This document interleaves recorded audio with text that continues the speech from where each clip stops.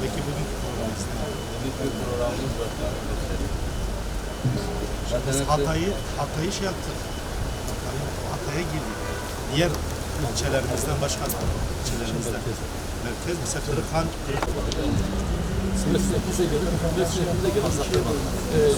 bunu kim yapacak? Yardımlaşma noktasındaki güzellikleridir. İnşallah Teala bu deprem, bu acılar bizim birliğimizi, beraberliğimizi daha da pekiştirir. Özbek de olsak, Afgan da olsak, Türk de olsak, Kürt de olsak, Arap da olsak hepimiz ya insanlıkta kardeşiz ya da İslam'da kardeşiz. Ve hepimiz aynı kaderi paylaşıyoruz. Deprem olunca deprem sormuyor bu kimlerdir değil mi? Vuruyor hepsi. Toptan vuruyor. Dolayısıyla bu bizim birbirimizi, beraberliğimizi pekiştirmesi lazım. Üçünde de evde yakaladı. Tabii depremin ilk günlerinden itibaren Hatay merkez başta olmak üzere deprem bölgesindeki çalışmalarımız, incelemelerimiz devam ediyor, temaslarımız devam ediyor. 2 gündür özellikle Hatay bölgesindeki köylere gittik.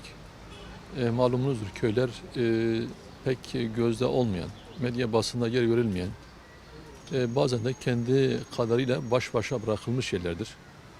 Hatay merkeze bağlı köyleri gezdik, dolaştık. Köy muhtarı, köy imamları, oradaki halkla birebir temasa geçip onlara geçmiş olsun dileğinde bulunduk. Ondaki sorunları, sıkıntıları birebir görme imkanına kavuştuk. En azından şu an gözüken gıda noktasında sıkıntıların olmadığı, hatta bazı yerlerde gıda noktasında hatta ihtiyaç fazlası olduğu, fakat çadır noktasında, konteyner noktasında, lavabo ve banyo noktasında bazı sıkıntıların kısmen de olsa daha devam ettiği görülüyor. Tabii köyler özellikle deprem sonrası birçok insanın merkezdeki birçok insan köye sığınmış. Oradaki akrabalarına, yakınlarına veyahut da oradaki kendi evlerine sığınmış durumda. Bu açıdan köyler iyi bir görev, iyi bir misyon icra ediyor. Sonuçta köy olunca da oradaki insanlar birbirlerine akraba olduklarından dolayı birbirinin yardımına koşabiliyor, birbirinin ihtiyacını karşılayabiliyor. Bu açıdan en azından köyleri şehir merkezine göre daha iyi gördük. Tabii Antakya merkeze gelecek olursak enkazlar yavaş yavaş kaldırılıyor. Özellikle bazı enkazlar belki şu anda tamamen adeta boş meydan haline dönmüş. Fakat binlerce bina, binlerce yıkım yeri, enkaz halen kaldırılmayı bekliyor. Çok hummalı bir çalışma en azından gördük. Tabii bu enkaz olan yerlerde de adeta o bölgenin, o mahallenin bir hayalet şehre dönüştüğünü gördük. Yani kısmen en azından insanlar o ilkin şoku üzerinden atlatmışlar. Ve şunu da gördük ki gerçekten de insanlar şükürdardır. İnsanlarda bir isyan durumu söz konusu değil. Hatta insanlar kendini eleştirmeye, kendilerine bir muhasebe yoluna girmiş, duruma girmiş olarak gördük. Tabii gerçekten acı büyük, felaket büyük. Yok olan aileler, kocaman ailelerden geriye kalan bir iki çocuk. Bunu da gördük. Dolayısıyla Allah-u Teala bir daha yaşatmasın. Bir daha öyle bir felaketi, öyle bir musibeti bizim insanlarımıza, bizim coğrafyamıza, bizim ülkemize yaşatmasın. Ama en azından gördüğümüz kadarıyla yaralar yavaş yavaş tabii ki sarmaya devam ediliyor. Elbette ki bu bir anda olacak bir iş değil. İşte çadırı olan konteynere geçmek istiyor. Konteyneri olan farklı ihtiyaçları sıralıyor haklı olarak. Temennimiz, umudumuz inşallah Teala bunu, bu depremi, bu acıyı, bu felaketi birlik beraberliğe dönüşmesi.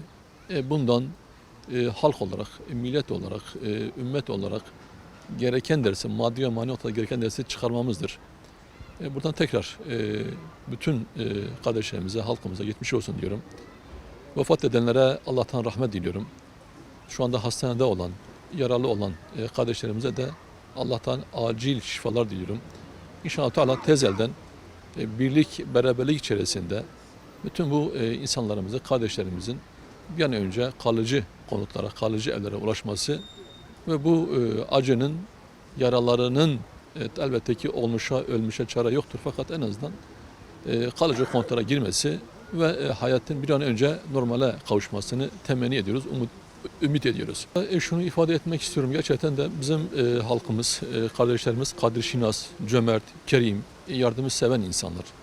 Ki depremin ilk günden itibaren Türkiye'nin her tarafından, sadece Türkiye değil, belki İslam coğrafyasının her tarafından ülkeler, dernekler, vakıflar, cemaatler, belediyeler, bunun yanında kendi özel imkanlarıyla işte arabasına atlayıp buraya gelen insanları gördük. Ve şu an sahada elhamdülillah çok güzel bu derneklerimiz, bu kurumlarımız çok güzel, hayırlı işler yapıyor. Tabii ki bu en azından dile getirilen şu, bu yardımların devam etmesi lazım. İlk etapta duygusal bir atmosfer oluşuyor. İnsanlar hepsi olarak konuşuyor fakat zamanla gözden ırak olunca gönlünden de ırak oluyor. Fakat özellikle kuru gıda noktasında yani ihtiyacı olan malzemelerin sürekli devam etmesi ve burada tabii ki her gün ihtiyaç var. Yani bir haftalık değil. Bu belli bir süre devam edecektir. Dolayısıyla hayırsever insanlarımızdan imkanlarını da zorlayarak, şartlarını zorlayarak, belki yerine göre kendi rızıklarından keserek, rızıklarından kopararak, ayırarak bu bölgeye tekrar o yardımların devam etmesi. Tabii yardım gönderilmeden önce de özellikle ihtiyaç olan maddelerin gönderilmesi bu noktada önemli.